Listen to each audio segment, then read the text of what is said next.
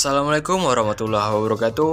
Perkenalan, nama awak Aldino Putra dengan NPM C90-00-3 dari Prodi Pendidikan Bahasa Inggris Kampus STKP Pegeri Sumatera Barat yang bertempat di Jalan Gunung Pangilun, Kota Padang. Jadi di siku awak akan membuat video atau film dokumenter singkat dengan tema sistem kekerabatan Minangkabau di Kota Piaman. Jadi tugasku bertujuan untuk menyelesaikan ujian tengah semester budaya Minangkabau kalih BCE dengan dosen pengampu Pak Muhammad Kudri. Jadi sebelum masuk ke tema awak akan mengulas seketik posisi letak Kota Piaman kampung awak ko. Kota Piaman adalah sebuah kota yang terletak di Pulau Sumatera di Provinsi Sumatera Barat, Indonesia. Kotaku berjarak sekitar 56 km dari Kota Padang atau 32 km dari Bandara Internasional Minangkabau.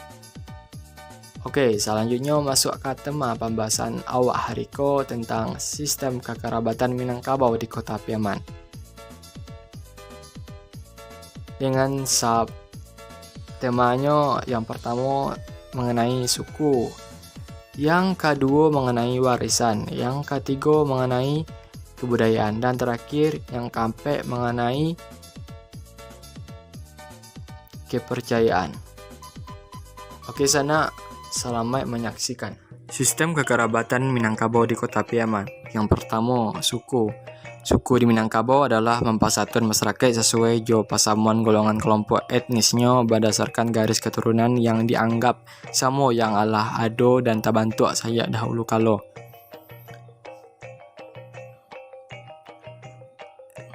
Mayoritas suku yang ada di Kota Piaman, suku Minangkabau di Kota Piaman ko pertama suku Tanjuang, kedua suku Piliang, yang ketiga suku Sikumbang, yang keempat suku Caniago, yang kelima suku Jamba.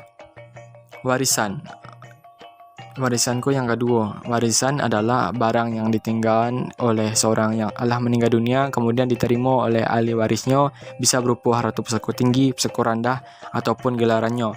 Menurut adat Minangkabau, seseorang atau setiap kaum mendapat warisan dari neneknya atau dari mamaknya yang merupakan harta pusaka tinggi. Menurut hukum adat, hanya sekadar menguasai atau memakai harta pusaka, akan tetapi tidak boleh dijual belian harta kepada siapapun.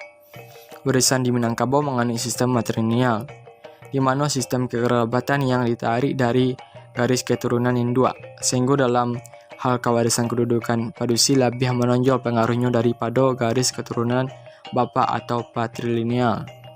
Secara umum, asas pewarisan yang dipakai dalam masyarakat adat tergantung dari jenis sistem kekerabatan yang dianui. Ada istilah harta pusaka dalam adat masyarakat Minangkabau.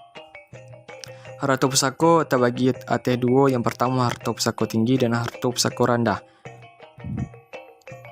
Harta pusaka tinggi diawasi oleh seorang pemuka adat masyarakat Minang menyebutnya nenek mama. Sosok itulah yang menentukan bagaimana pengelolaan hak pakai tanah. Sesuatu apa pun tidak dapat dilakukan tanpa persetujuan dari nenek mama, tak masuk soal menjual tanah. Jadi kalau tidak seizin nenek mama, tidak boleh dijual.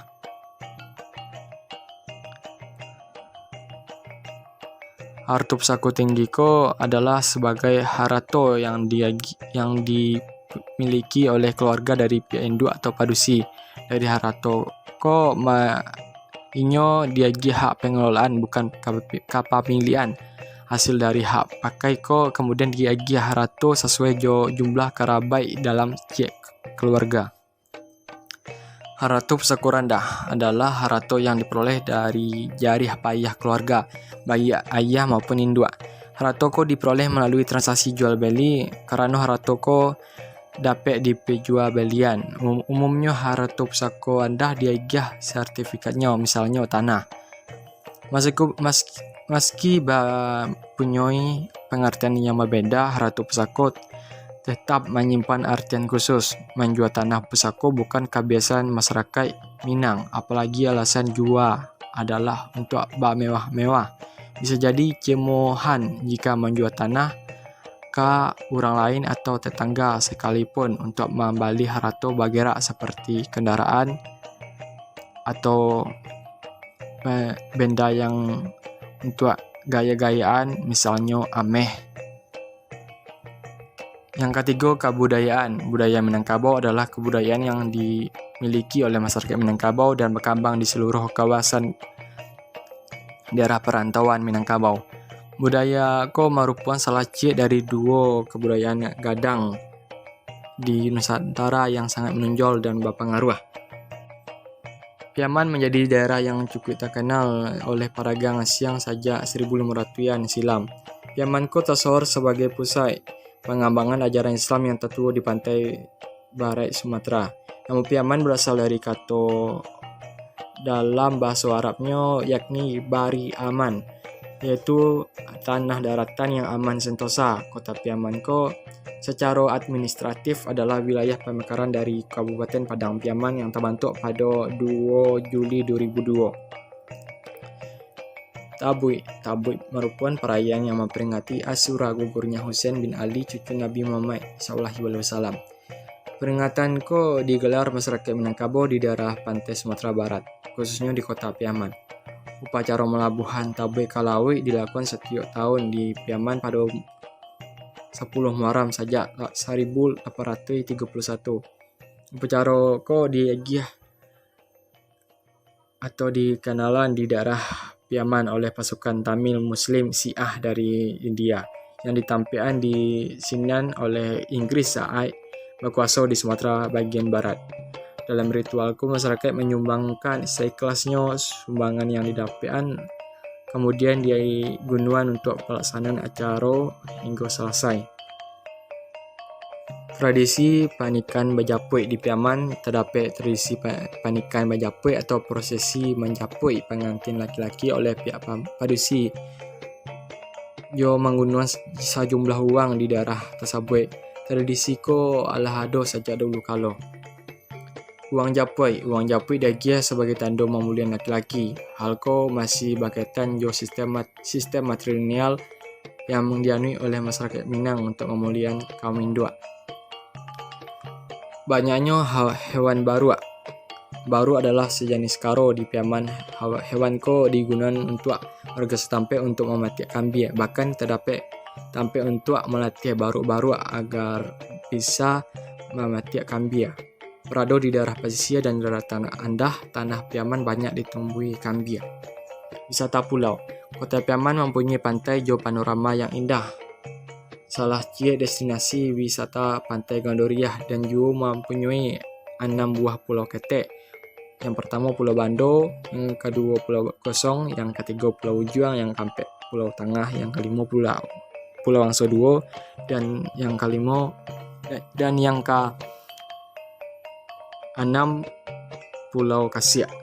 Makanan khas Piaman, Sumatera Barat identik jo wisata kuliner kaya rempah dan cita rasa yang tinggi. Termasuk di kota Piaman, salah cirinya adalah nasi sala yang terdiri dari nasi jo kuah gulai atau kuah sayur santan, lalapan dan ikan goreng tapuang. Galak di Piaman. Masyarakat di kota Piaman ko mempunyai keunikan tersendiri dibandingkan etnis Minangkabau umumnya.